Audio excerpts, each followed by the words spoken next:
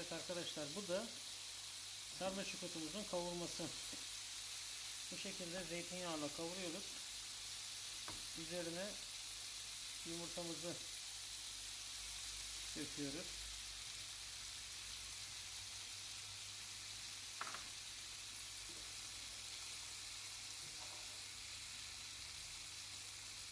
Bu iki şekilde de lezzetli olur.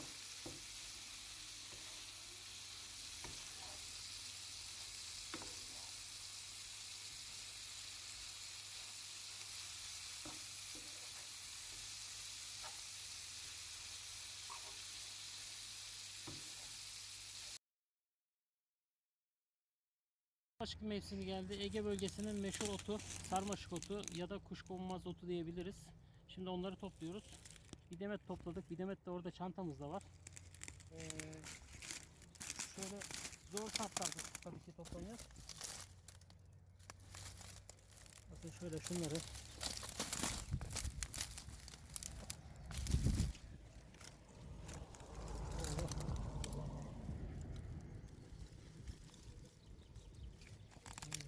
vay vay vay vay vay vay. Şuraya bakar mısın? Yaklaş yaklaş. Şunu görüyor musun? Oh. İşte bunun haşlamasını veya yumurtayla kavurmasını zeytinyağlı yapılabilir. Çok şahane bir ottur. Hadi bakalım devam.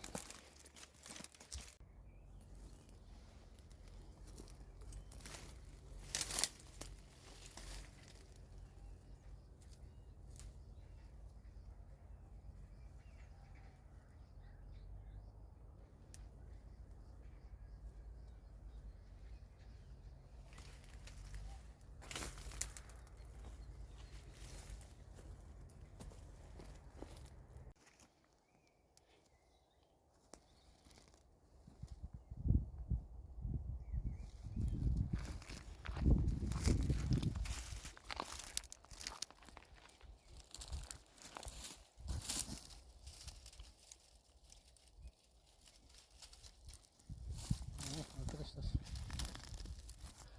kara kara su gibi çıtır çıtır. Şu güzelliklere bakar mısın? Vay vay vay vay. Üstünden geçmişiz bak. Çıtır çıtır.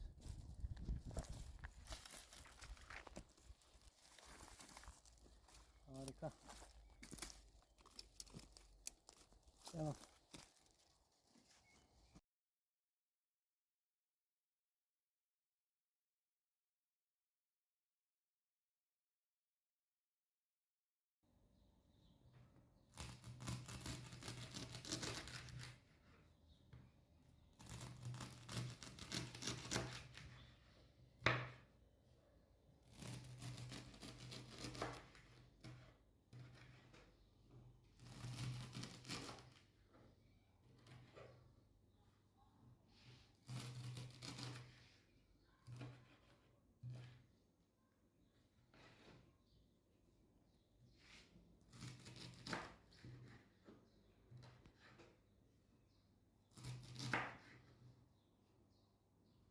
Arkadaşlar, topladığımız sarmaşıkları haşlayacağız.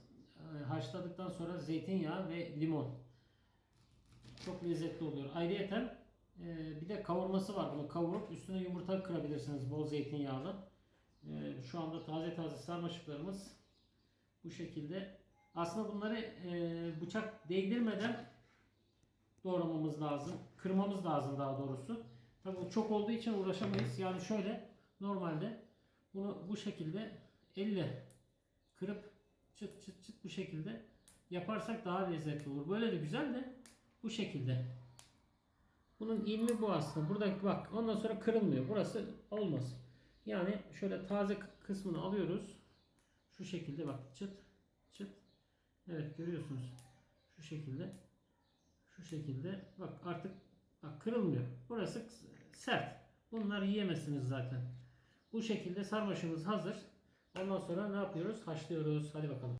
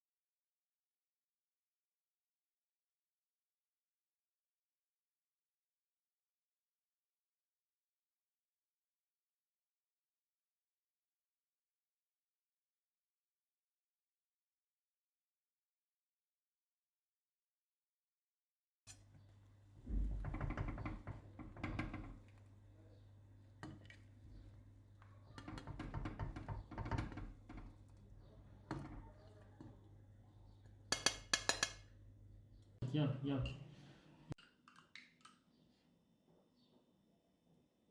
Evet arkadaşlar. Zeytinyağlı limonumuz tuzlu.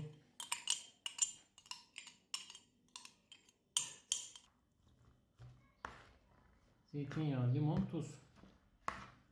Bu şekilde salata tarzı bir şey oldu. Sarmaşık otumuz. Evet. Şimdi tabağımıza alıyoruz.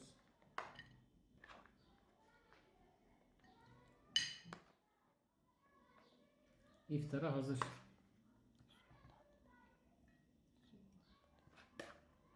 Suyundan da döktüm. Tamam, yeter. Kapatıyorum. Evet arkadaşlar, bu da sarmaşık otumuzun kavurması. Bu şekilde zeytinyağıyla kavuruyoruz. Üzerine yumurtamızı döküyoruz.